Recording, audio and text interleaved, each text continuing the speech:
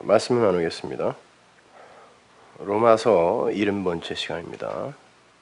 로마서 6장 15절 함께 봉독합니다. 그런즉 어찌하리요 우리가 법 아래 있지 아니하고 은혜 아래 있으니 죄를 지으리요 그럴 수 없느니라. 아멘. 예수님이 이 땅에 오시기 500년 전 사람인 그리스의 수학자 제논이 당시의 수학자들과 철학자들에게 이런 논제를 던졌습니다. 그리스 신화 속에서 가장 빨리 달리는 사람이 누군지 아세요? 아킬레스예요. 그래서 아킬레스건 그러죠. 그 아킬레스와 거북이가 경주를 한다고 해보자 그랬어요. 근데 아킬레스가 거북이보다 훨씬 빠르니까 거북이 100m 뒤에서 아킬레스가 출발하는 거예요. 동시에. 그러면 그 아킬레스가 거북이를 따라잡을 수 있는 시점이 어디인가 계산해봐라 그랬어요. 여러분도 한번 계산해보세요. 그러면 아킬레스가 거북이보다 10배 빨리 달린다고 생각해보자고요. 100m 뒤에서 출발했어요. 같이 출발했단 말입니다. 그러면 아킬레스가 그 100m를 막 달려서 거북이가 있던 자리까지 오면 거북이는 10분의 1만큼 갔겠죠. 10배 빠르니까. 논리적으로. 그죠? 그러면은 이제 10m 앞에 가 있을 거란 말이에요. 거북이가. 그러면 10m를 따라잡으면 10분의 1. 1m 앞에 가 있을 거 아니에요. 그럼 1m를 따라잡으면 거북이는 10분의 1m 앞으로 가 있겠죠. 이렇게 논리로 따지면 아킬레스는 거북이를 영원히 못 잡아요. 이걸 파라독스라고 그러죠. 역설이라고 그래요. 근데 그건 뭐 등비수열로도 그냥 금방 풀려요. 한 12m 정도면은 아킬레스가 따라잡게 돼 있어요. 근데 제논이 그걸 몰라서 그런 문제 제기를 했던 걸까요?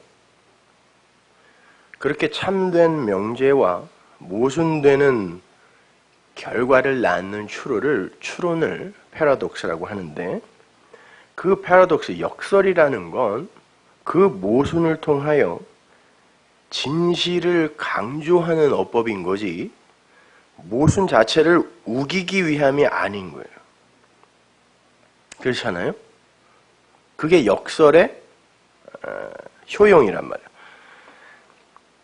제논이 그러한 수학적 논제를 제기한 건 수학 공식으로 그걸 풀어보라고 낸 게 아니라 변하지 않는 유일한 어떤 것을 설명하기 위해 눈에 보이는 운동이나 설명을 취했을 때 반드시 모순이 생긴다, 논리적 모순이 생긴다라는 것을 웅변하기 위해 그런 문제를 던졌던 거예요. 따라서 진리는 공식으로, 논리로 해결하려고 하면 반드시 모순에 빠지게 된다는 것을 깨달으라고 그 논제를 던진 거란 말이에요. 그러니까 우리는 이 현상계의 모든 사건이나 사물, 사유나 행위 등을 통해서 그걸 창조하신 분이 그 안에 담아놓은 진리를 깨달아야 하는 거지, 그걸 공식으로 삼아서 거기에 묶여버리면 안 된단 말이에요. 그 모든 걸 호코스모스라 그러잖아요. 그걸 그냥 한글 개역성경이 세상이라고 번역을 했는데, 그 호코스모스라는 건 보이지 않는 어떤 것을 순서, 차서로 이렇게 차근차근 설명해 놓은 거란 말이에요. 나타나는 것으로, 보이는 것으로. 그런데 이걸 그냥 나타난 것으로만 보고 공식으로 덥석 잡아버리면 그게 세상이라니까요.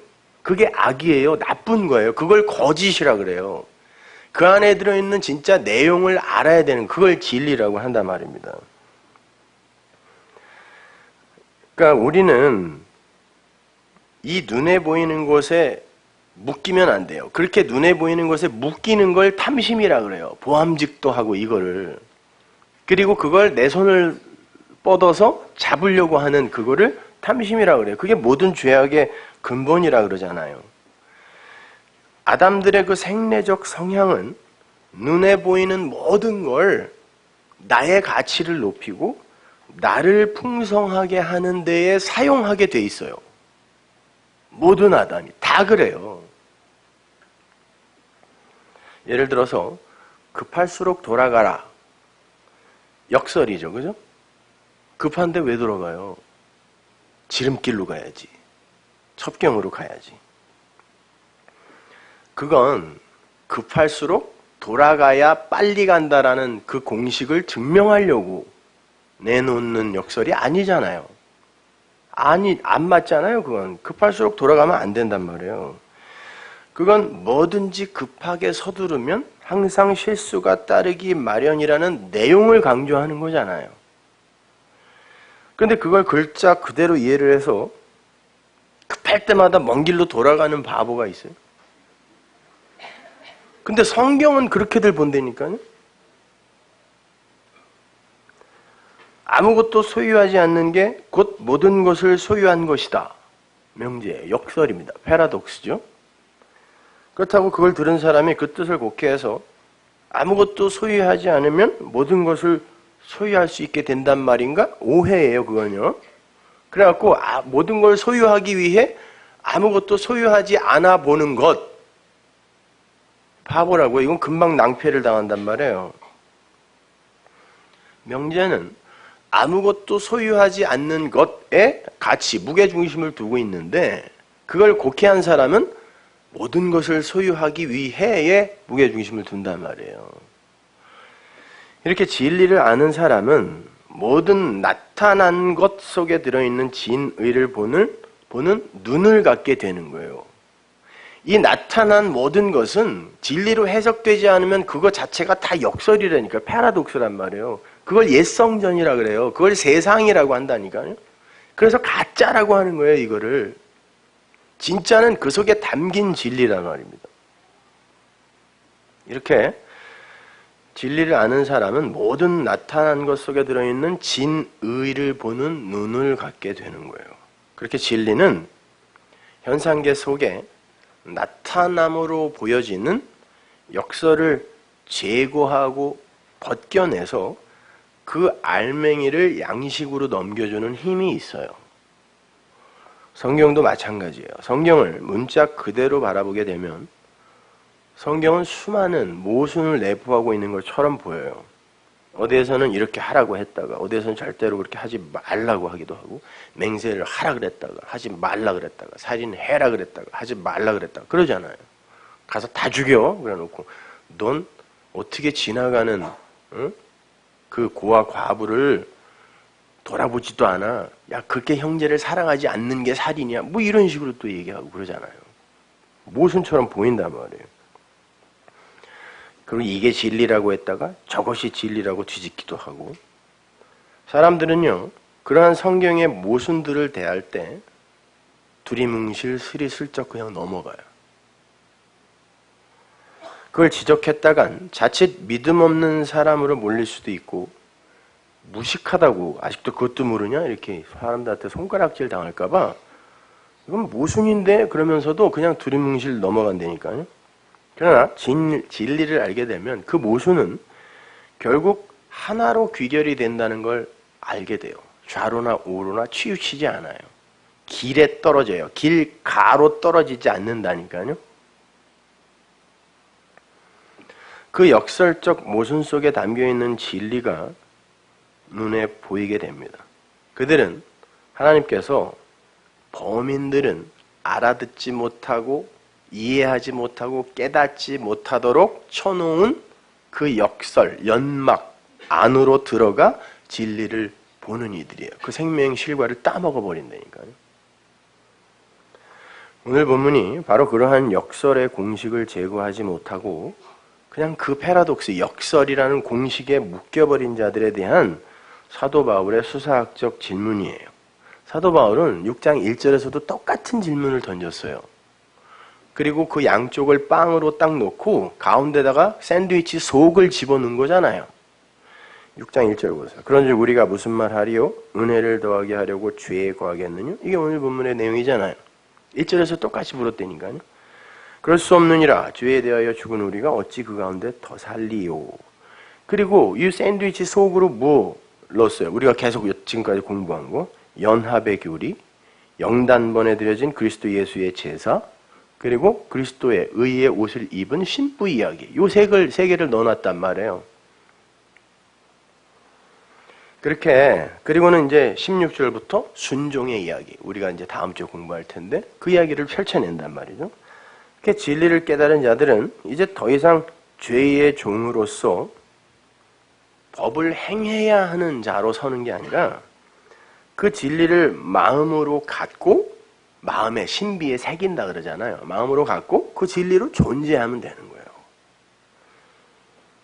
그렇게 율법, 성경을 통해서 그 율법의 진리를 깨달아 알아 그 율법을 진리로 갖게 되면, 다른 말로 모든 것을 진리의 눈으로 볼 수 있게 되면 그 상태를 순종이라 그래요. 내가 뭐를 시키는 걸 열심히 행하는 걸 순종이라고 하지 않고, 그건 억지로 하는 거예요. 무서워서. 그걸 순종이라고 하지 않아요, 성경은요. 우리에게 주신 말씀의 내용이 무엇인지를 확실히 알아서 모든 걸 그렇게 진리로 깨달아 알게 되면 그 상태를 순종이라 그래요. 다 그 말이네? 이렇게. 여기도 그 말이고, 이것도 그 말이네? 이것도 그 말이네? 그게 내가 진리가 된 상태거든요. 그 상태, 그걸 순종이라 그래요. 사무엘상 15장 22절 보세요. 사무엘이 가로되 여호와께서 번제와 다른 제사를, 율법이죠 이게, 그 목소리 순종하는 것을 좋아하심같이 좋아하시겠나이까? 순종이 제사보다 낫고 듣는 것이 수양의 기름보다 나으니. 번제와 다른 제사, 그리고 목소리 순종하는 것, 이게 이렇게 대조되고 있습니다. 번제와 다른 제사는 뭐예요? 하나님이 주신 말씀, 율법을 행위로 풀어낸 거죠. 공식으로만 본 거 아니에요, 그거를. 그냥 패러독스의 껍데기만 본 거잖아요. 그러니까 한 거란 말이죠. 그럼 목소리의 순종은 뭐냔 말이에요. 순종, 목소리의 순종. 그게 쏴마, 콜이거든요. 콜이라는 단어는 우리 배웠죠. 이거 파자하면은 부수고 다시 세우다. 코프와 가르치다, 교훈하다. 예? 그 람멧이거든요. 이 콜이에요. 그 람멧은 원래 소치는 막대기. 지팡이와 막대기로 우리를 몰아가신다고 했을 때 그게 가르치다, 교훈하다라는 뜻이에요. 그게. 그러니까 순종은 부수고 다시 세우는 하나님의 창조의 원리를 잘 듣고 배우는 거란 말이에요. 그 순종이라고 그런다니까요. 사마가 듣다니까.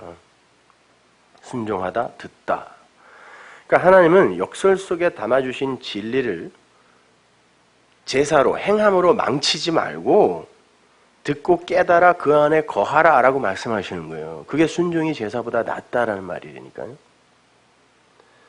그 낫다는 배로 아니라 그랬어요. 이게 더 나아, 이게 배로야가 아니라 그건 아니야, 이거야 라는 뜻이란 말이에요. 오늘 본문을 조금 이해하기 쉽게 의역을 하면 이러합니다. 법 아래에서 행함의 짐을 지고 수고하고 고단한 삶을 살던 자들이 거저 은혜의 나라로 옮겨졌다. 그들이 더 이상 어떻게 죄와 관계된 자라고 판단을 받겠느냐 이 말이에요. 더 이상 어떻게 죄를 짓니? 이제 죄 못 져. 그러니까 죄 안 짓도록 노력해 이 말이 아니라니까요. 이제는 그 죄와 관계없는 나라로 들어갔다. 그 나라에서 행하는 모든 건 다 선이에요. 은혜의 나라에서 하는 건. 근데 니들이 어떻게 죄와 관계가 있겠니? 이 말이란 말이에요.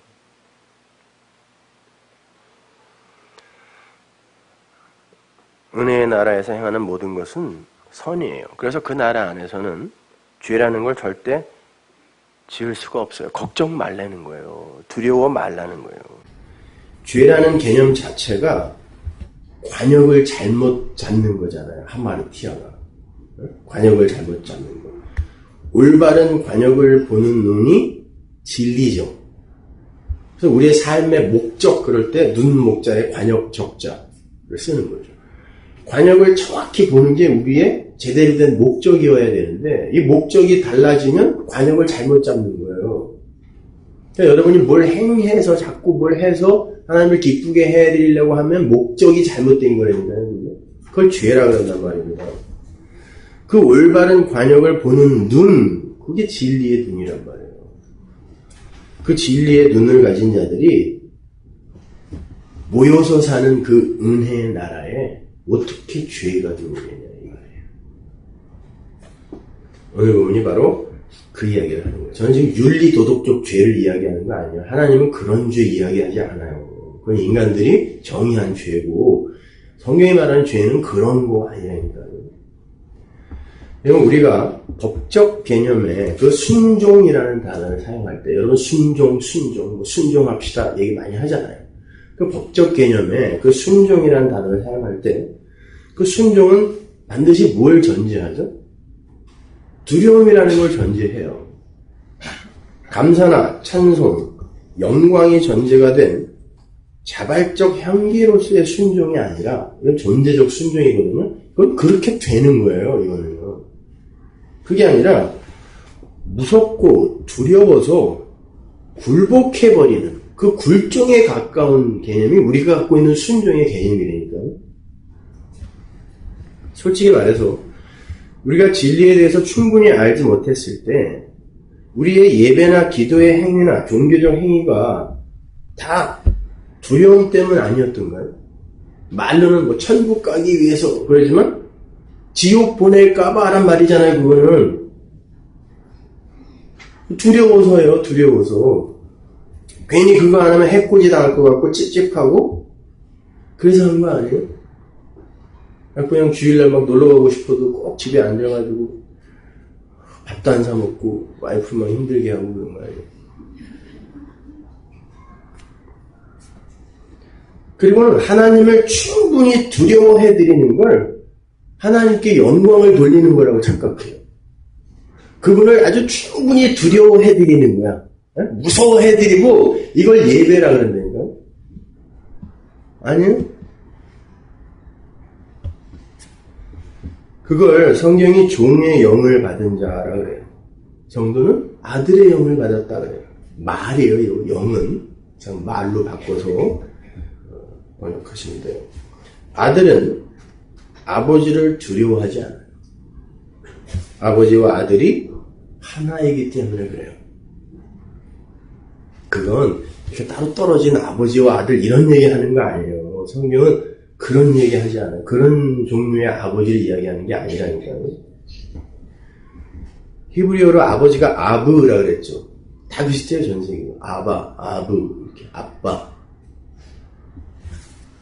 그 단어는 하나님의 집이라는 문자적 의미를 가진 단어라고 했죠. 알레프하고 베가 아부예요. 그걸 파자하면 하나님의 집이에요.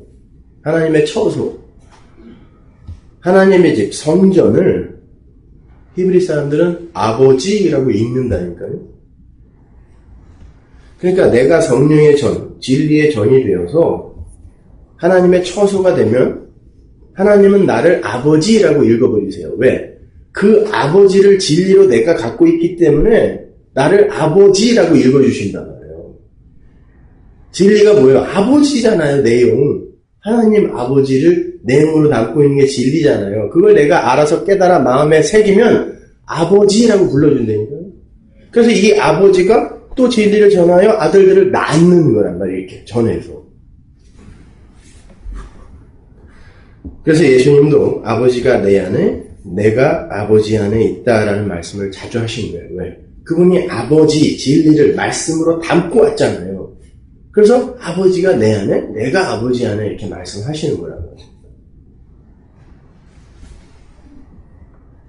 아버지는 아들을 낳을 수 있는 씨를 가진 존재예요. 그래서 아버지들은 아들을 낳는 그런 역할을 수행하게 돼요. 그래서 진리를 담고 오신 예수 그리스도는 하나님을 늘 아버지라고 불렀어요. 딱 한 번 십자가에서 죽으실 때만 하나님이라고 불렀어요. 왜? 죄인의 대표로 죽는 거니까. 그 하나님이 내 안에 계실 때 아버지예요. 그리고 그 아버지와 나는 하나가 되는 거예요. 그런데 내 밖에 있으면 하나님이 돼요. 그 하나님은 나를 심판하는 하나님이 된다니까요. 그래서 엘리 라마 사박단이라고 불러요. 그 전에는 아빠라고 불렀다니까요. 아버지가 아빠, 즉 아버지 이런 말이에요. 아버지.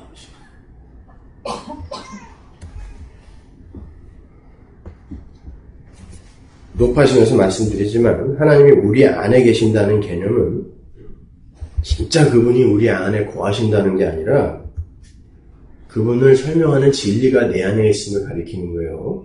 어떻게 여러분 그 하나님이 내 안에 들어와요? 여기서 찾으려고 그러지 마세요. 그게 아니라니까요. 아니 그분이라고도 이야기할 수 없어요. 그 하나님은 우리가 근데 그 하나님이 내 안에 들어와갖고 뭐 나를 그런 개념이 아니란 말이에요. 그 하나님을 설명하는 바로 그 진리가 내 안에 있을 때 하나님이 내 안에 계시다는 거예요.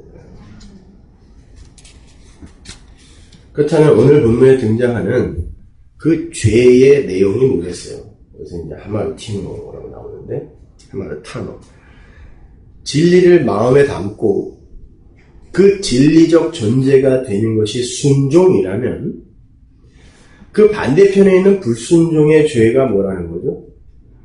진리의 그 표피, 껍데기만을 공식처럼 보고 그 공식에 맞춰서 두렵고 무서운 마음으로 충분히 하나님을 두려워해드리는 거. 다른 말로 율법의 무거운 짐을 스스로 지고 하나님을 폭군으로 만들어버리는 걸 죄라 그래요. 내가 그분을 두려워한다라는 건 어떤 방식으로든 나를 천국에 안 들여보내면 어떡하지? 나를 지옥에 넣으면 어떡하지? 나에게 무슨 해를 끼치면 어떡하지? 이게 그 하나님을 두려워하는 거예요.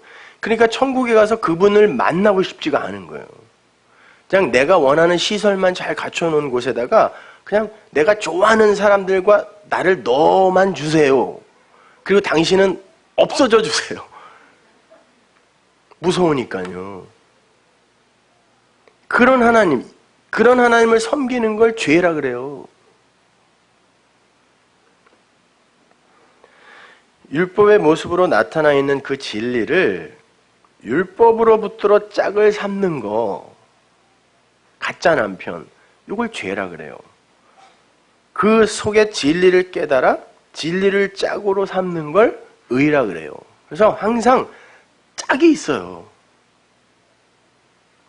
낮, 밤, 빛, 어두움, 신랑, 신부 이렇게 다 짝을 주죠. 하나님이요. 근데 여러분 보세요. 땅은 있는데 하늘은 어디 있어요? 하늘이 있어요? 저 파란 하늘 저게 하늘인가요? 로켓 타고 한번 올라가 볼까요? 거기는 하늘 없어요. 검죠 그냥. 파랗게 보이지만 올라가면 검대니까요. 그래서 진리를 아는 이들이 하늘천, 따지, 거물현, 누루황이라 그런 거예요. 하늘은 검고 땅은 황색이다 이렇게 이야기했어요. 알았다니까요. 그분들이 하늘이 없다는 걸. 그러면 그 하늘은 어디 있다는 거예요? 짝은 분명히 있어야 되니까. 진짜 그 나라가 존재한다는 거야. 니네 눈에 안 보이게. 그래서 천국은 있다니까요. 반드시.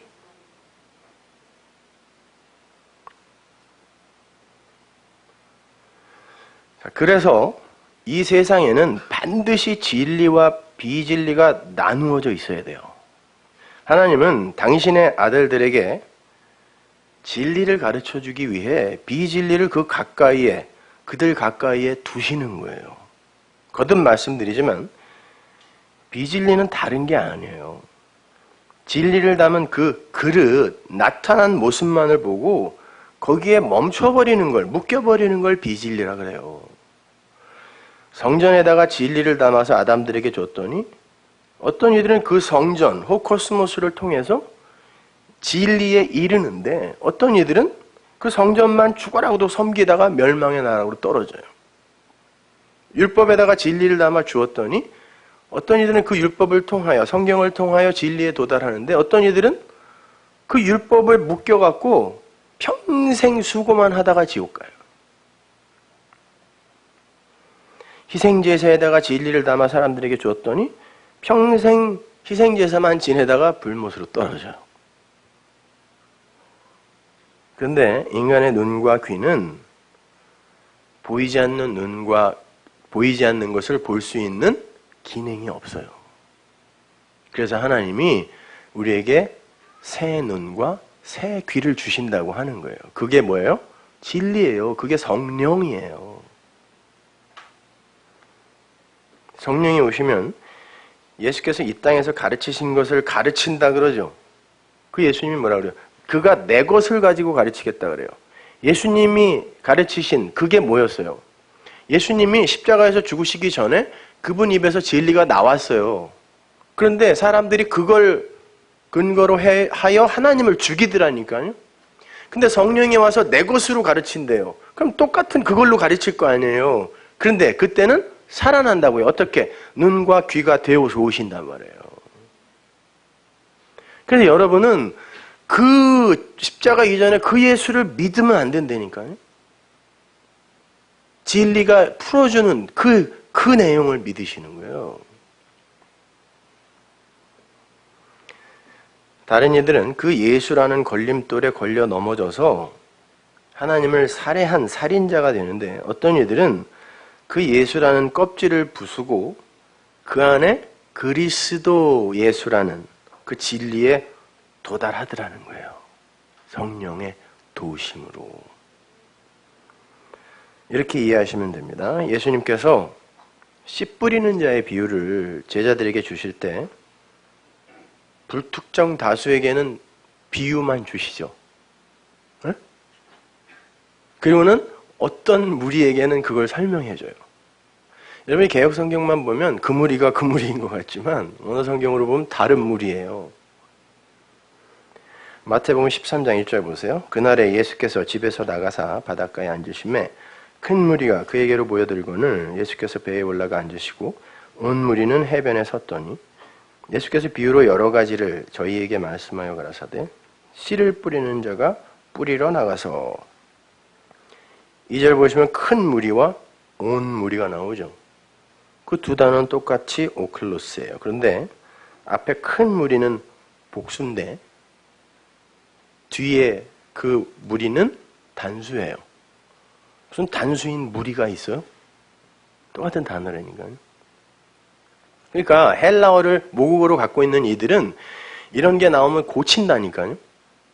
서기관들이 그 일을 한 거 아니에요. 아무리 봐도 이건 어법에 안 맞아. 그렇게 해서 고치면 끝나는 거예요. 그 진리가 바뀌어버리는 거란 말이에요. 그 오클로스가 복수를 쓰이면 불특정 다수의 이 무리가 맞아요. 이 무리가. 근데 그 앞에 관사가 붙거나 그게 단수로 쓰이면 12 제자를 가르쳐요.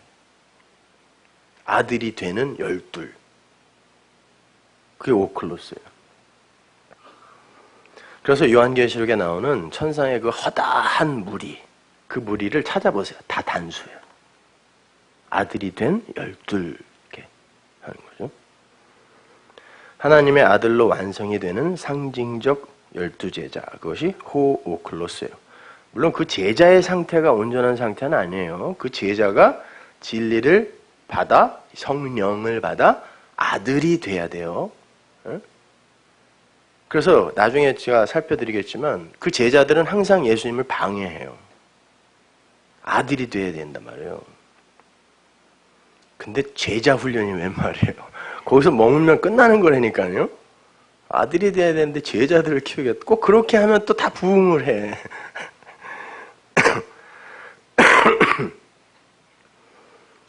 다시 한번 말씀드립니다.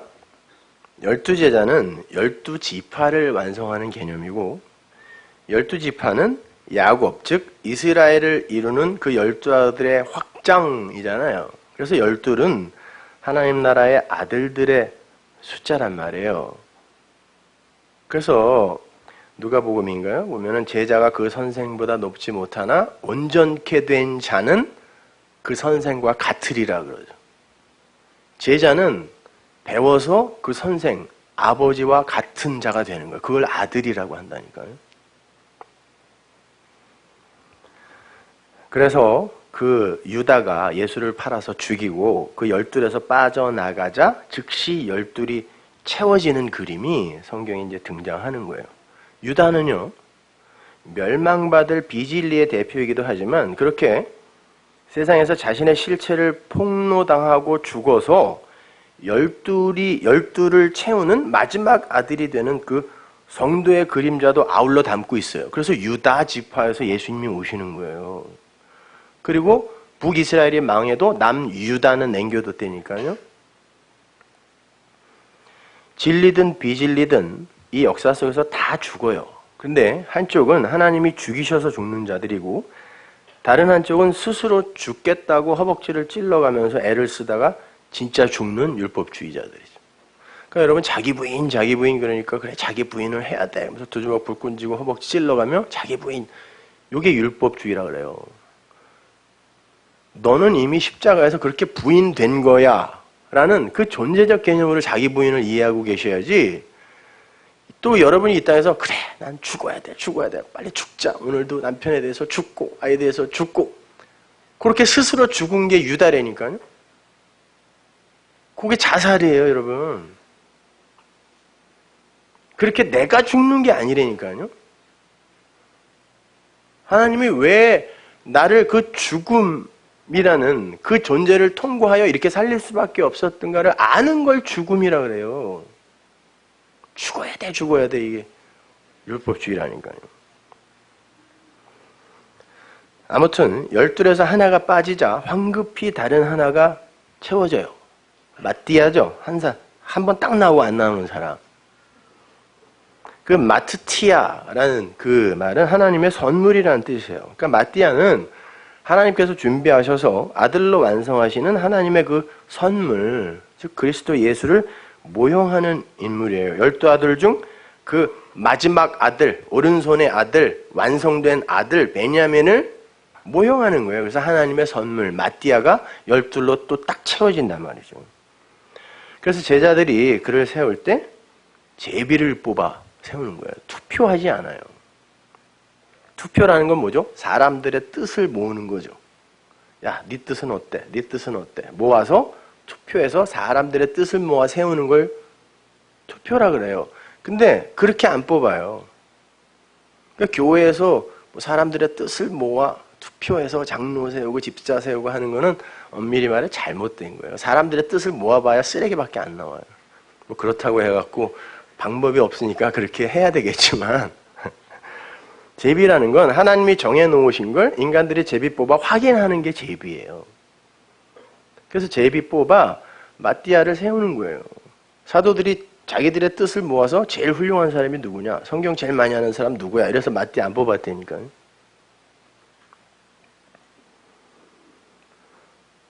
마띠아는 그걸 설명하고 이제 바로 사라져요. 그런데 그걸 나타난 그림으로만 보면 어때요? 사람이 뽑아 세운 거잖아요. 그건 안 되는 거죠. 그래서 마띠아는 사라지고 하나님이 뽑아 세우는 사도 바울이 그 역할을 하는 거예요. 그래서 마띠아는 하나도 안 나오고 그 다음부터는 그 자리를 채운 사도 바울이 그 일을 쭉 해나가는 거란 말이에요. 그렇게 청함을 받은 자들을 상징하는 큰 무리는 12로 이렇게 줄어들고 그 12은 다시 한 아들로 이렇게 축약이 돼야 되는 거란 말이에요. 그러니까 큰 무리도 아니고 12제자도 아니고 한 아들이 되어야 성도예요. 예수를 머리로 한 그 아들. 그래서 성도는 단수이며 복수예요. 그래서 성경에 교회를 상징하는 어떤 단어가 나오고 항상 복수 동사도 나오고 단수 동사도 나오고 이렇게 되는 거예요. 근데 잘 보세요. 큰 무리에게는 비유로만 말씀하시고 그 온 무리 호오클로스에게는 따로 그들을 불러 비유를 설명해 주세요. 예수의 말은 역설로 가득 차 있어요. 그런데 그걸 풀어서 해석해주는 진리의 영, 그 성령의 말은 그 역설의 공식을 제거해버리고 그 진리를 드러내는 역할을 한단 말이에요. 그걸 그냥 문자로 받으면 죽어요. 예수의 말을 전부 문자로 받으면 죽는다니까요. 그래서 그 설명이 나오는 거예요. 그래서 예수는 어떤 이들에게는 걸림돌이 되고 어떤 이들에게는 메시아가 되는 거예요. 모퉁이 돌이 되는 거란 말이에요. 사도 바울이 그 얘기 하잖아요. 예수님께서 성령이 오시기도 전에 설익은 제자들을 풀어서 복음을 전하라 그러죠. 그때 그들이 무슨 얘기를 했을까요? 여러분 한번 생각해 보세요. 얘들도 예수님 버리고 다 도망간 놈들이 나가서 무슨 얘기 했을까요? 회개하라? 천국이 왔다. 그리고 뭐 했어요? 기적 일으켰어요. 병 고쳐주고 귀신 쫓아내주고. 그리고는 설명을 할 수가 없었어요. 자기들도 몰랐으니까. 지들이 기적 일으켜놓고 스스로 대견해 했다니까요. 아니 귀신들이 진짜 나가던데요 이렇게. 그게 뭐였어요? 진짜 병, 사망이라는 병에 걸려 죽어야 할 우리를 메시아가 와서 살려낸다라는 진리를 담고 있었던 행위인데 이들이 그걸 자기들도 모르고 그렇게 행하며 다녔다니까요. 그래서 예수님이 보내지도 않았는데 어떤 애 귀신 쫓아주다가 개망신 당한 거 아니에요. 안 나가서. 왜 안 나가죠? 얼마 전에 나갔는데 이렇게 얘기했잖아요. 그리고 자기들이 회개하라 천국이 왔다라고 이야기하고 다녔는데 그게 무슨 말인지 몰랐다니까요. 그걸 보고 저거 봐 기적이네 표적이네 하고 쫓아가면 죽는 거예요. 그러니까 제자들을 보내서 예수님이 가서 복음 전하고 와. 이거는 그걸 듣고 살아날 수 있는 어떤 사람이 있기를 기대하고 보낸 게 아니란 말이에요. 우리에게 그렇게 그걸 껍데기로 보고 공식으로 보고 그냥 넘어오는 이들은 죽는다를 가르쳐 준 거예요, 여러분.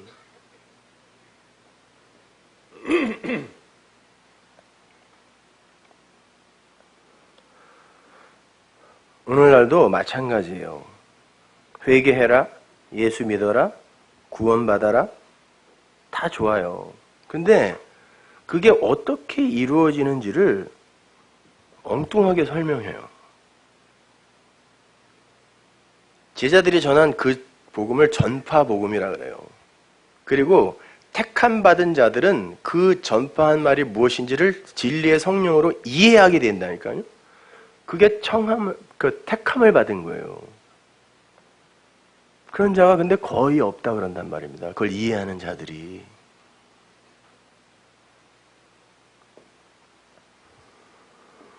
오늘날도 그렇게 회개 이야기도 하고 예수 믿으라고도 이야기하고 또 기적까지 행해요. 또 어떤 사람들은 병도 막 고쳐줘. 막 은이빨을 금이빨로 바꿔주기도 하고. 근데 그게 뭔지를 설명할 능력이 없어. 그 능력이 뭐라 그랬죠? 디나미스라 그랬죠? 엑소시아는 그 말씀을 담을 수 있는 그 권세, 그리고 그걸 흘려낼 수 있는 권세를 디나미스라 그래요. 그러니까 말은 그 말이 담고 있는 진리로 설명이 되지 못하면 그냥 허공에 울리는 꽹과리 소리에 불과한 거예요. 근데 성경을 읽는 사람들이 거의 그 말 수준으로 봐요. 바울이 그런 거예요. 하나님 나라는 말에 있는 거 아니야. 말은 아무나 다 할 수 있어. 그게 진리로, 능력으로 입증이 돼야 되는 거예요. 살아나야 돼요. 내가 나를 용서하는 그 탄성이 실제로 일어나야 된다니까요. 말이라고 다 같은 말이 아니라고요. 하도 어떤 분들이 여러분이 와서 어떤 대형교회 목사님이 제 설교를 그대로 하고 있는데 사람들이 다 운대요 또 그걸 듣고. 그래서 아니 어떻게 그런 일이 있을 수가 있어. 대형교회에서 하도 그래갖고 제가 몇 개 들어봤어요. 근데 그 인사이트들을 그대로 맡기기는 했는데 마지막에 꼭 자기 얘기를 해요. 그러니까 착하게 사세요. 그러니까 열심히 충성 봉사하세요. 저는 그 논리로 그걸 설명하려고 한 게 아닌데, 그러니까 사람들이 못 듣던 재밌는 얘기는 막 해주니까 그건 듣고 마지막에 그 적용으로 다 우는 거예요. 착하게 사세요. 행복하세요. 그분과 제 설교가 내용은 비슷할지 몰라도 다른 말 하고 있는 거라니까요.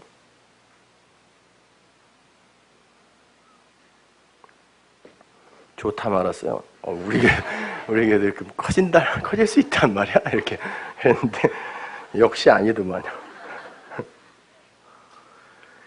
주님께서 큰 무리 중에서 은 무리를 따로 세우셔서 당신의 말을 설명해 주신 걸 디나미스라 그래요. 그건 사실 성령께서 하실 일인데 주님께서 우리 교회에게 법과 진리를 설명해 주시기 위해 그러한 장면들을 몇 개 연출해 준 거예요. 그렇게 설명해 줘도 못 알아들었다니까요. 그렇게 설명해 줘도 못 알아들었어요. 그건 성경을 그렇게 그냥 역설, 패러독스로만 읽고 그 내용을 모르면 니네 다 죽어. 이거를 진리의 성령이 오셔서 이야기하는 그 진리를 알아야 돼. 이걸 설명해 주기 위해 이런 그림을 몇 개를 하나님이 이렇게 연출로 보여준 거예요. 자, 마태복음 13장 10절 보세요. 제자들이 예수께 나와 가로되 어찌하여 저희에게 비유로 말씀하시나이까? 대답하여 가라사대 천국의 비밀을 아는 것이 너희에게는 허락되었으나 저희에게는 아니 되었나니 무릇 있는 자는 받아 넉넉하게 되되 무릇 없는 자는 그 있는 것도 빼앗기리라. 그러므로 내가 저희에게 비유로 말하기는 저희가 보아도 보지 못하며 들어도 듣지 못하며 깨닫지 못함이니라. 이사야의 예언이 저희에게 이루었으니 일러스되 너희가 듣기는 들어도 깨닫지 못할 것이요 보기는 보아도 알지 못하리라. 이 백성들의 마음이 완악하여져서 그 귀는 듣기에 둔하고 눈은 감았으니 이는 눈으로 보고 귀로 듣고 마음으로 깨달아 돌이켜 내게 고침을 받을까 두려워함이라 하였느니라. 그러나 너희 눈은 봄으로 너희 귀는 들음으로 복이 있도다. 복이 뭐예요? 들을 수 있는 거예요. 그 진리를 볼 수 있는 거. 그게 복이라니까요. 둘 다 말씀을 받아요. 그런데 각자 자기들의 눈과 귀로 해석하고 이해하여 자기 것으로 담아요. 한쪽은 은혜로 담고 한쪽은 율법으로 담아요. 예수님의 이 비유의 말씀을 율법으로 담은 자들은 어떻게 이걸 담을까요? 그래, 열심히 마음밭을 갈아엎어서 좋은 밭이 되자로 가요. 그죠? 왜? 거기서 열매가 60배, 100배 맺는다 그랬으니까 그래, 좋은 밭이 되자.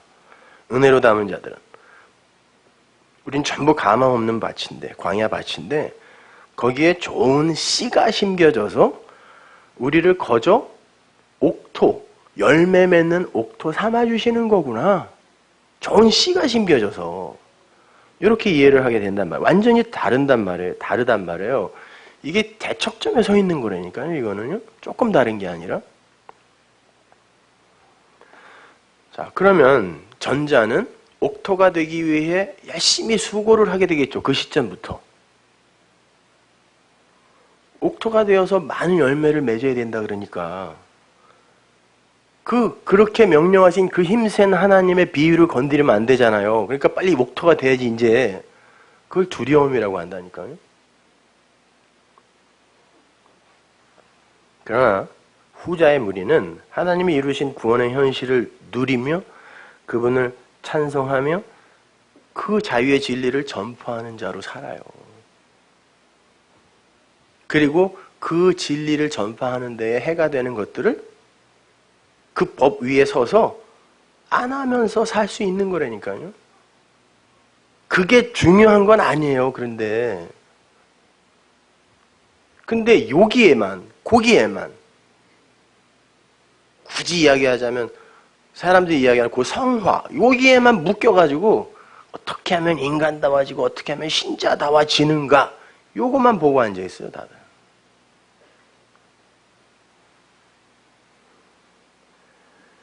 사람들은 그러한 두려움을 섬김이라고 착각을 하고 그러한 두려움에 의해 나오는 행위를 성화라고 이름을 붙여요.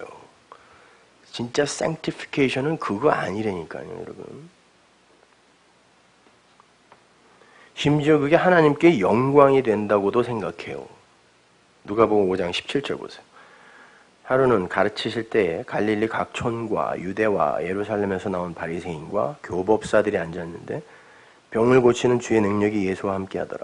한 중풍병자를 사람들이 침상에 메고 와서 예수 앞에 들여놓고자 하였으나 무리 때문에 메고 들어갈 길을 얻지 못한지라 지붕에 올라가 기와를 벗기고 병자를 침상채 무리 가운데로 예수 앞에 달아내리니 예수께서 저희 믿음을 보시고 이르시되 이 사람아 네 죄의 사함을 받았느니라 하시니 서기관과 바리새인들이 의논하여 가로되 이 참남한 말을 하는 자가 누구뇨? 오직 하나님 외에 누가 능히 죄를 사하겠느냐? 예수께서 그 의논을 아시고 대답하여 가라사대 너희 마음에 무슨 의논을 하느냐? 네 죄의 사함을 받았느니라 하는 말과 일어나 걸어가라 하는 말이 어느 것이 쉽겠느냐? 그러나 인자가 땅에서 죄를 사하는 권세가 있는 줄을 너희로 알게 하리라 하시고 중풍병자에게 말씀하시되 내가 네게 이르노니 일어나 네 침상을 가지고 집으로 가라 하시며 그 사람이 저희 앞에서 곧 일어나 그 누웠던 것을 가지고 하나님께 영광을 돌리며 자기 집으로 돌아가니 모든 사람이 놀라 하나님께 영광을 돌리며 심히 두려워하여 가로되 오늘날 우리가 기이한 일을 보았다 하니라. 하나님께 영광을 돌리는 두 무리가 나와요. 하나는 침상에서 일어난 자, 하나는 그걸 보고 깜짝 놀란 자. 여러분이 잘 아는 중풍병자 이야기예요. 중풍병자라고 번역이 된 그 파랄로라는 단어는 옆구리가 터지다. 김밥 옆구리 터질 때. 새 언약을, 새수를 헌부대, 율법에 넣으면 그 부대가 터지죠. 그때 쓰는 단어예요. 파랄로. 그렇게 터져버리면, 안에서 터지면 밖으로 마비가 되는 거. 중풍병이라고 하는 거죠. 혈관이 터지면 마비가 되는 거니까. 그럼 율법에 의해 옆이 터져버려서 마비가 된 이 세상 모든 죽은 자들의 상징이에요. 그 중풍병자가. 그래서 그 에피소드의 관객이 누구죠? 바리새인과 교법사들이라고 그래요. 율법을 해석하여 가르치는 사람들이에요. 바리새는, 파라스는 분리하다, 부수다. 하나님의 진리, 하나인 진리를 율법으로 막 부수어내는 게 바리새예요. 파리스. 바리새인. 그러니까 둘 다 율법주의의 상징이죠. 교법사들, 바리새인들.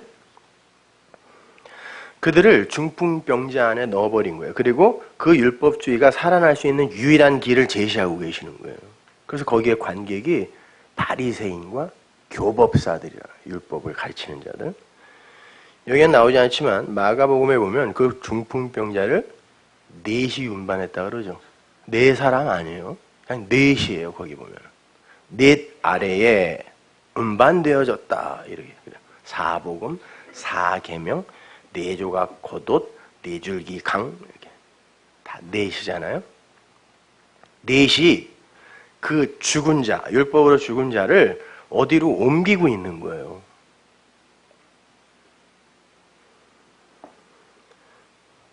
근데 그 죽은 자, 중풍병자가 침상에 누워 있었다 그래요. 히브리인들에게 있어서 침상은 옛 성전을 가리키는 거예요. 간음이 일어나는 곳, 죽음이 있는 곳. 그래서 그 히브리 사람들은 침상을, 그 단어를 관, 사람 죽으면 눕는 거 있잖아요. 관이라는 의미로도 써요.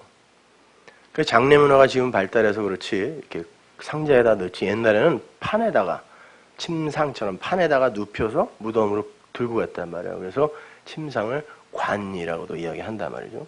죽어있는 자가 누워있는 곳이에요. 거기서 누워있어요. 율법주의자들이 죽어있는 거죠. 그리고 그 침상이라는 단어는 식탁이라는 말과 또 혼용해서 써요. 그러니까 엉뚱한 식량이 아닌 게 주어지는 가짜 식탁.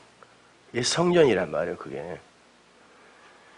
시편 36편 4절 보세요. 저는 그 침상에서 죄악을 꾀하며 스스로 불성한 길에 서고 악을 싫어하지 않으련도다. 미가서 2장 1절 보세요. 침상에서 악을 꾀하며 간사를 경외하고 날이 밝으면 그 손에 힘이 있으므로 그것을 행하는 자는 화 있을진저. 자, 침상은 이렇게 이스라엘이 죄를 짓는 곳이에요. 옛 성전입니다. 음행하는 곳, 먹지 말아야 할 걸 먹는 것. 거기에 누워있는 거예요. 새 언약을 담지 못해서 옆구리가 터져서 마비되어 있는 거예요. 죽어있는 거죠. 중풍병에.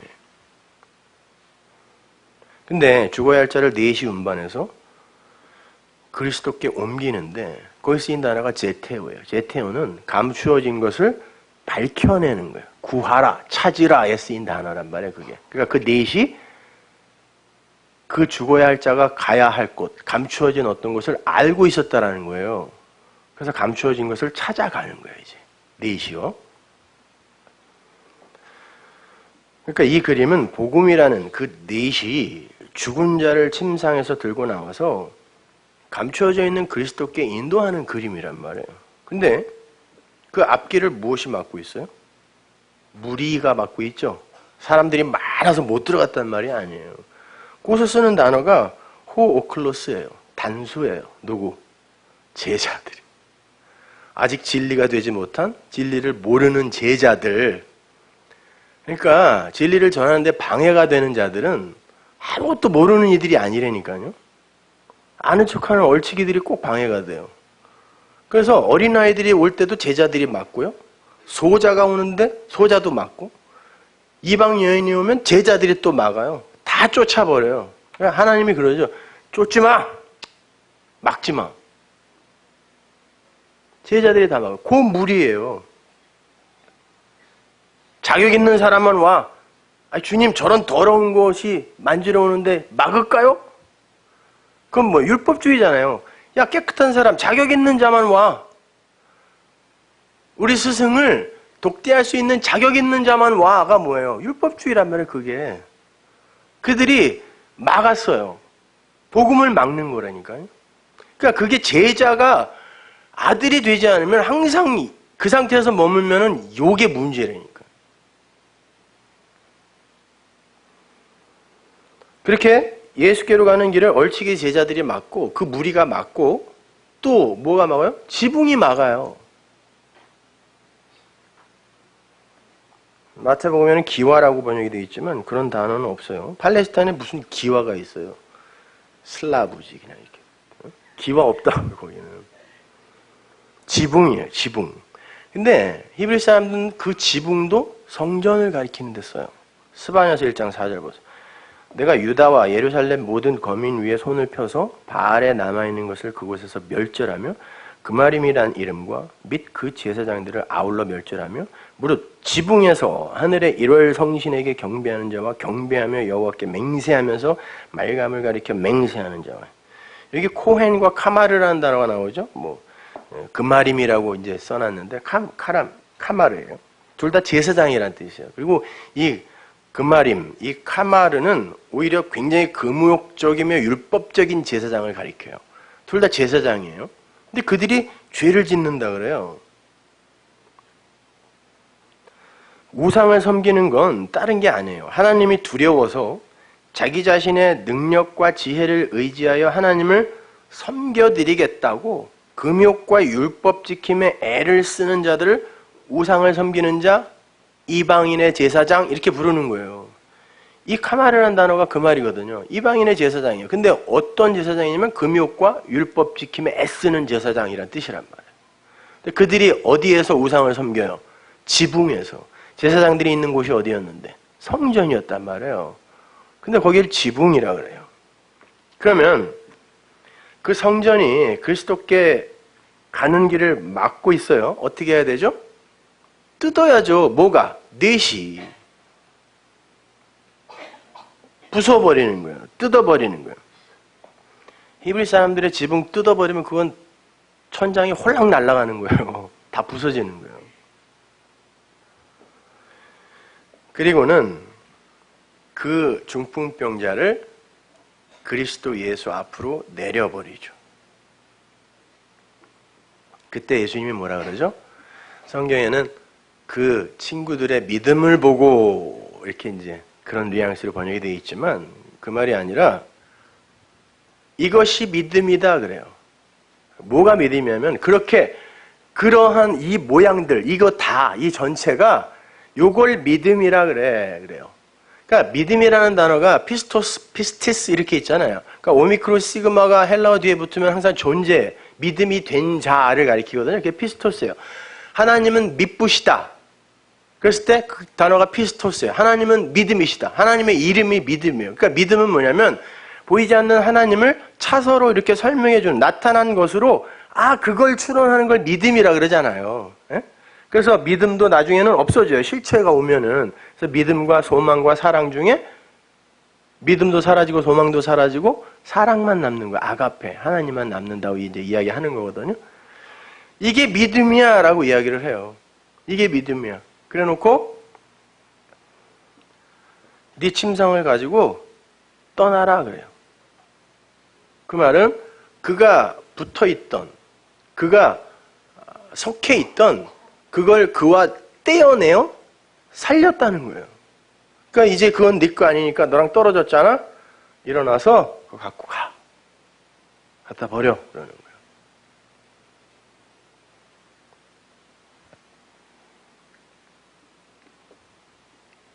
그렇게 침상에 묶여있던 그 상황, 이제 그게 네 것이 아니니까 그거 들고 떠나라는 거예요. 왜? 믿음이 이렇게 그림으로 제시가 됐잖아요. 그러니까 너는 이제 거기에 안 묶일 수 있잖아. 떠나 그래요. 근데 그걸 본 자들이 정신이 나가요. 누가복음 5장 26절 보세요. 모든 사람이 놀라. 모든 사람, 여기서는 진짜로 한 사람도 빠짐없이란 뜻이에요, 이게. 모든 사람이 놀랐다. 하나님께 영광을 돌리며 심히 두려워하여 가로되 오늘날 우리가 기이한 일을 보았다 하니라. 이거 굉장히 기특한 것처럼 보이잖아요. 근데 이게 그런 말이 아니라니까요. 놀라다라고 번역이 된 엑스타시스는 엑스타시예요. 엑스타시스. 놀라서, 깜짝 놀라서. 정상적인 정신 상태와 냉정을 잃는 거를 엑스타시스라고 해요. 그래서 엑스타시 같은 마약 먹으면 정신을 잃는 거예요. 그게 기분이 좋아지는 게 아니라 의식이 사라지는 거라니까요. 종교, 그러니까 엉터리로 그냥 열심히 있는 종교에 매달려 있는 사람들이 바로 이런 엑스타시를 느껴요. 그래서 이상한 행동들이 막 터져 나오는 거예요. 이런 엑스타시. 마약 엑스타시 같은 거 먹으면 그런 이상한 행동들이 나오죠. 막 소리 지르고 그냥 막 웃기도 하고 깔깔깔깔 웃기도 하고 이게 엑스타시야. 좋아. 그 사람들은 그걸 좋아한다니까요. 쾌락이에요. 인간들 수준에서 최고의 쾌락을 엑스타시라고 하니까. 그렇게 막 소리 지르고 뭐 울고 그래야 뭐 의심이 사라진다고 하는데 아니 그러면 힘이 빠져. 의식이 사라져서 제정신이 아닌 거예요.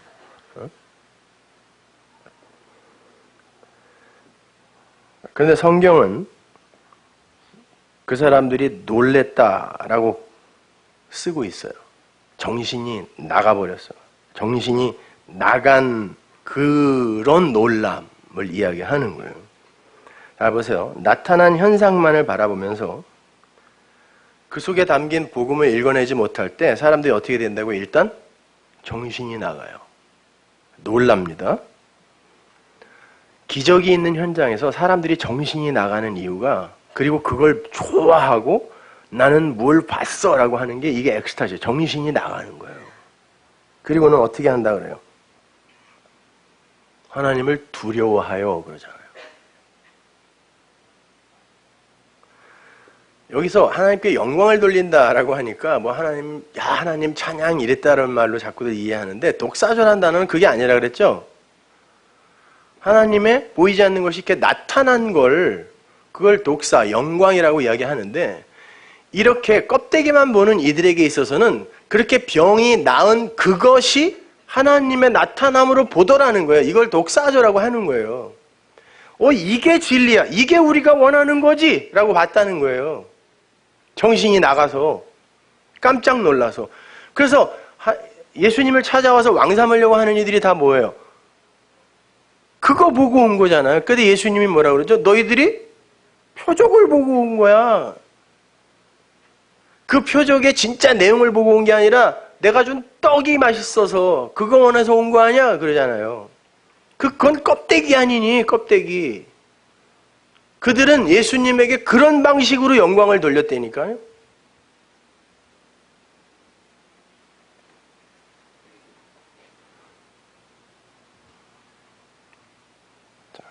근데 그들이 뭐라고 그러냐면 야 우리가 오늘 기이한 일을 봤다. 그게 파라독사스예요. 패러독스. 역설의 껍데기만 봤다는 거예요. 야 우리가 오늘 패러독스를 봤네 그래요. 그 사람들이.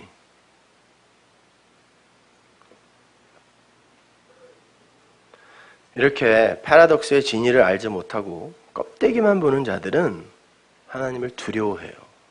그리고 하나님을 최선을 다해 두려워해 주는 걸 예배라 그래요.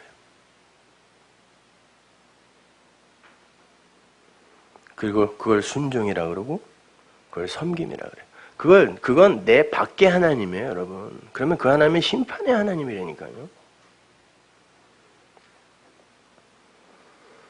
그래서 바리새인들과 율법사들의 이런 말을 주님이 호되게 야단을 치신 거예요. 20절 보세요. 예수께서 저희 믿음을 보시고 이르시되 이 사람아 네 죄 사함을 받았느니라 하시니 서기관과 바리새인들이 의논하여 가로되 이 참남한 말을 하는 자가 누구뇨?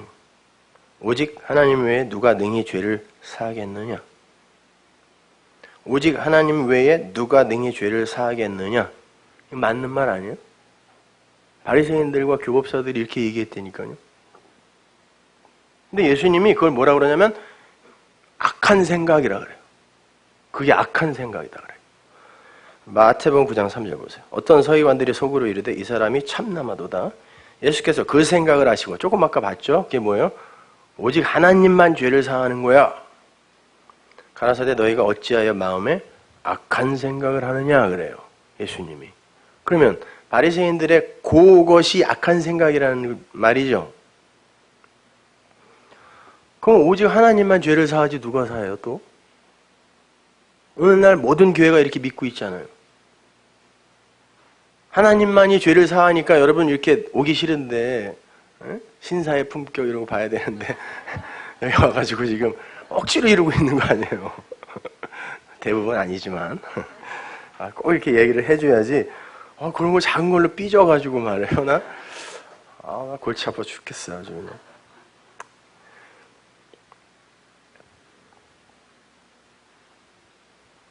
주님께서 이렇게 말씀하세요. 23절 보세요. 네 죄 사함을 받았느니라 하는 말과 일어나 걸어가라 하는 말이 어느 것이 쉽겠느냐? 그러나 인자가 땅에서 죄를 사하는 권세가 있는 줄을 너희로 알게 하리라 하시고 중풍병자에게 말씀하시되 내가 네게 이르노니 일어나 네 침상을 가지고 집으로 가라 하시며. 그래서 어느 것이 쉽겠느냐 이렇게 해놨는데 이건 어떤 것이 선한 수고냐 이런 뜻이에요. 선한 수고. 어떤 것이 선한 수고겠어? 그래놓고 죄를 사하는 걸 이야기하고 일어나 걸어가라라고 이야기를 해요. 그래서 일어나다, 에게이로라는 그 단어는 존재의 어떤 기능들을 막 이렇게 수집해서 존재로 세우는 걸 이야기해요. 에스겔서 37장에 그 마른 뼈들이 덜그럭덜그럭 해서 이렇게 모아져서 수집이 되어 일어서죠. 그게 죄에 사해지는 거예요. 그게. 그러니까 둘은 같은 걸 이야기하는 거예요.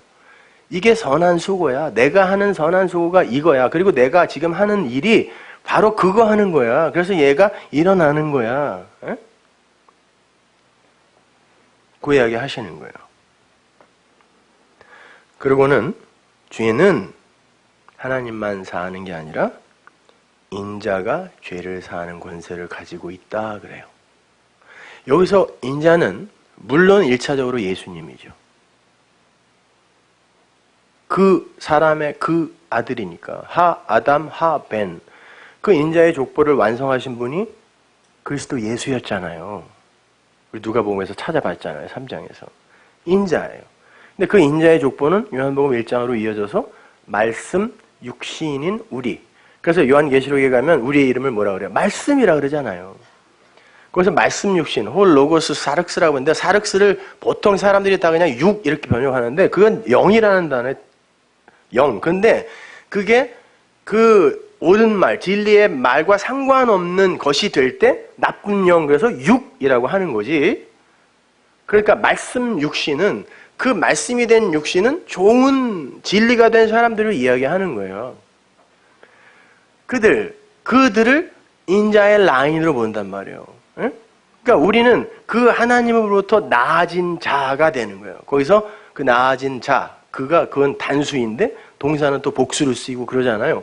예, 교회라는 하나, 예수를 머리로 한 하나, 그러나 많은 자들. 그래서 성경에서 그런 걸 포도송이로 비유를 하는 거예요. 포도가 그렇지 않은 많은 게 모여서 한 송이니까.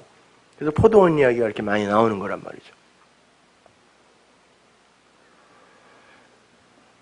그러니까 그 인자가 죄를 사한다 그래요. 예수님이 진리로 오셨어요. 이 땅에 오셔서 어떻게 죄를 사해요? 그리스도의 영으로 오셔서 자기가 하신 일이 무엇인지를 가르침으로 죄를 사하는 거예요. 그죠? 그래서 그걸 깨달아야 아, 십자가가 그거였구나 하고 그 십자가에서 내가 죽는 게 되는 거란 말이에요. 그런데 하나님은 나를 용서하셨어 라고 패러독스의 껍데기만 알아요. 근데 아는데 그게 무슨 상관이 있냐고요, 우리랑. 내 밖에 하나님이에요, 그거는. 그래, 하나님이 내 죄를 사하셨대. 근데 뭐요? 어떻게 사하셨냐고요? 그 내용을 알아야 돼요. 그래야 아, 그렇게 사해진 거구나. 나는 그렇게 해서 생명을 얻은 거구나 라고 알아야 그 십자가가 내 십자가가 되는 거예요. 근데 무조건 바리새인들처럼 하나님만이 죄를 사하셔. 그래서 두려워서 그 하나님이 두려워서 열심히 율법 지킨 거 아닙니까? 그러니까 주님이 그러는 거야. 그게 악한 생각이야. 우리가 죄를 사할 수 있는 자격이 있다는 말이 아니에요. 곡해 좀 하지 마세요, 제발. 다 이해할 수 있을 줄 알고 이렇게 그냥 행간을 이해하라고 던지면은 꼭 그걸로 트입 담는 사람들이 있어. 뭐 사도 바울이 어머니의 태로부터 택정받은 게 율법에서 건지전결하니까 그럼 창세전 언약을, 창세전 예정을 부정하시는 건가요? 뭐 이렇게 이메일이 오고 그러더라고요. 듣거라. 참나. 옳치기들이 위험하다니까요. 진리를 막는다니까요. 제자 수준에 있는 자들이. 여러분, 죄를 사해주는 내 밖에 하나님의 심기를 불편하게 만들지 않기 위해 수고로이 행하는 모든 걸 악하다 그래요. 하나님이.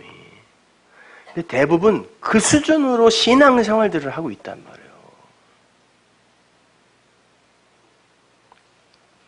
절대 아니란 말입니다, 여러분. 말씀이 우리 마음속에 새겨져서 내가 나를 용서하는 일이 먼저 있어야 되겠죠. 그래야 그 십자가가 내 십자가인 거잖아요. 그래, 내가 그렇게 용서받은 거구나. 할렐루야 해야 그게 나를 용서하는 거잖아요. 그래 놓고 여러분 동네 사람들 들어보소. 내가 이렇게 용서받았대. 이거 이해해요? 라고 그 내용을 설명해 주면, 그리고 그걸 듣고 창세전에 택함을 받은 어떤 이가 또 귀가 열려 일어나면 내가 그걸 용서했다라고 하나님이 인정해 주는 거예요. 물론 하나님이 하시는 거예요, 다. 근데 우리가 거기까지 안 가고 하나님은 우리의 죄를 용서하시는 분이야. 그분만 우리의 죄를 용서하셔 하고 그분을 섬기는 데만 전념하고 있으면 그게 악한 생각이라는 거예요. 그러니까 그들에게는 하나님이 중풍병자를 살린 것만 보이는 거예요. 그리고는 그게 좋아서 엑스타시 하는 거야. 놀라는 거야. 좋아, 쾌락이야 그게. 인간들이 종교행위를 왜 하는 줄 아세요? 쾌락이 있어요, 거기에도요. 근데 항상 거기에는 두려움이 깔려 있다고요. 그 패러독스의 껍데기만 보는 거예요. 파라독사스. 기이한데? 이런, 기이한데?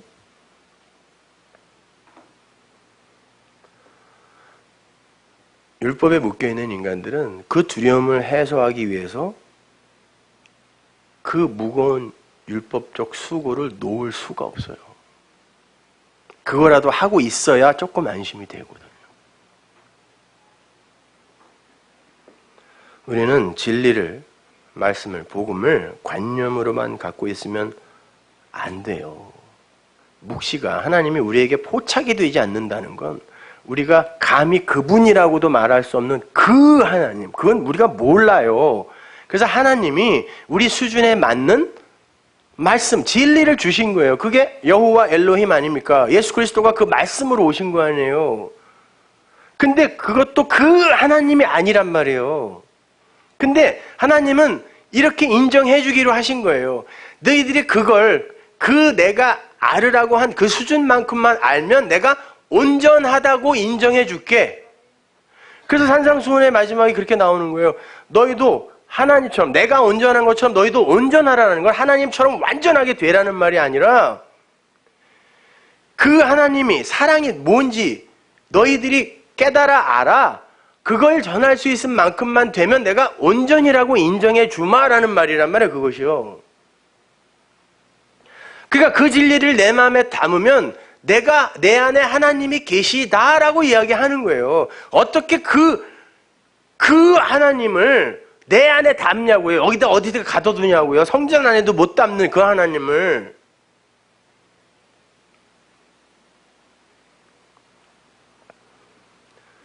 그러니까 그건 우리가 포착할 수 없지만 하나님이 포착할 수 있을 만큼 허락한 그거는 반드시 깨달아 알아야 된단 말이에요. 그래서 그것으로 진짜 용서가 내 안에서 일어나야 돼요. 그래서 나를 조금씩 용서해가는 과정, 이것이 우리의 인생이라니까요. 전부 그 용서를 못해서 다 상처를 이렇게 갖고 앉아있는 거예요.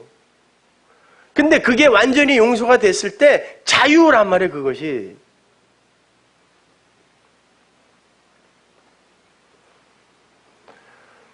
여러분, 하나님의 아들은 반드시 거듭나야 한다라고 하는 이유가 거기에 있는 거예요.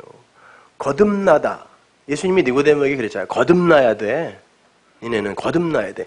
어머니의 태 속에 들어가서 다시 나오는 거 그거 100번 해봐야 거듭나는 거 아니야 그래요. 그죠? 근데 거듭나다라는 아노땡이라는 단어가 위로부터 나다라는 말이라 했죠.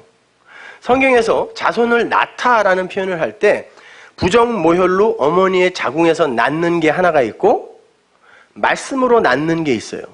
이걸 위에서 난다 그러고 부정모혈로 낳는 걸 아래에서 난다 그래요.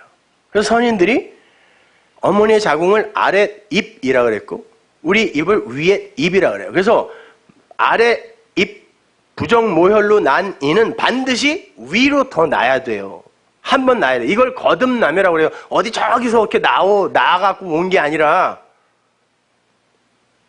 그래서 예수님이 그 인자의 완성인 예수님이 성령으로 잉태했다고 그러는 거예요. 성령은 뭐라 그랬어요? 영은 분유만 말씀으로 잉태되어서 말씀으로 낳는 이가 인자의 완성이니까 우리도 그 말씀으로 다시 나야 되는 거예요.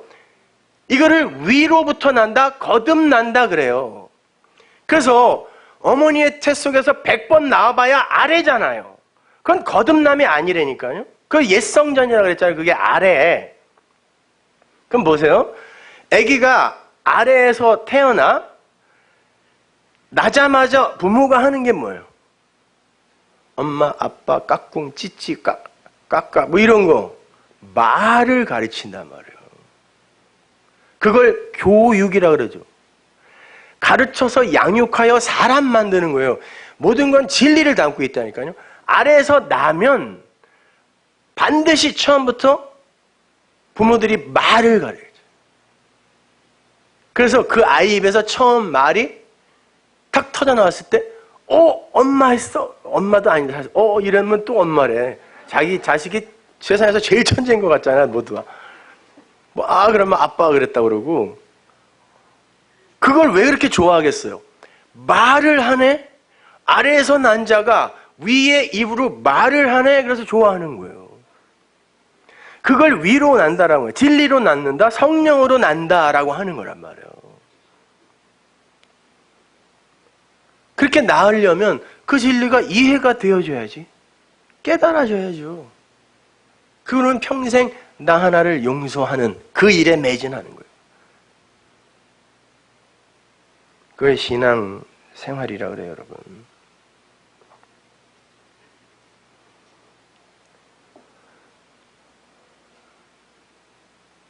거북이는 절대로 아킬레스를 못 이겨요. 성경을 패러독스로 껍데기만, 공식으로만 보고 있는 분들에게 말씀드립니다. 그 안에 들어있는 진리라는 내용을 아셔야 돼요. 배우셔야 돼요. 이해하셔야 돼요. 절대로 어줍지 않은 율법적 공식으로 성경의 진리를 호도하지 마세요. 천국은 분명히 있어요. 하늘천, 따지, 거물현, 누르황. 그러나 진리를 안 이들에게는 그 하늘이 검지 않아요. 그걸 진짜 소망이라 그래요. 그러니까 이 땅에서의 삶, 잠깐이면 지나가는 찰나의 인생이에요. 잘 견디시고 잘 참으십시오. 기도하겠습니다. 하나님, 은혜를 감사합니다. 아버지 하나님, 우린 감히 상상할 수도 없는 하나님을 설명하시느라 하나님은 이 인생과 역사와 또 성경까지도 이렇게 허락해 주셨습니다. 하나님, 그 속에 들어있는 하나님을 깨달아 알아 하나님 준비하신 이 땅에서는 감히 상상할 수도 없어서 그걸 거물현, 검다라고 밖에 이야기할 수밖에 없는 바로 그것을 밝히 보여주시고 그걸 소망으로 붙들어 이 땅을 넉넉히 살아날 수 있게 도와주옵소서. 예수님 이름으로 기도합니다.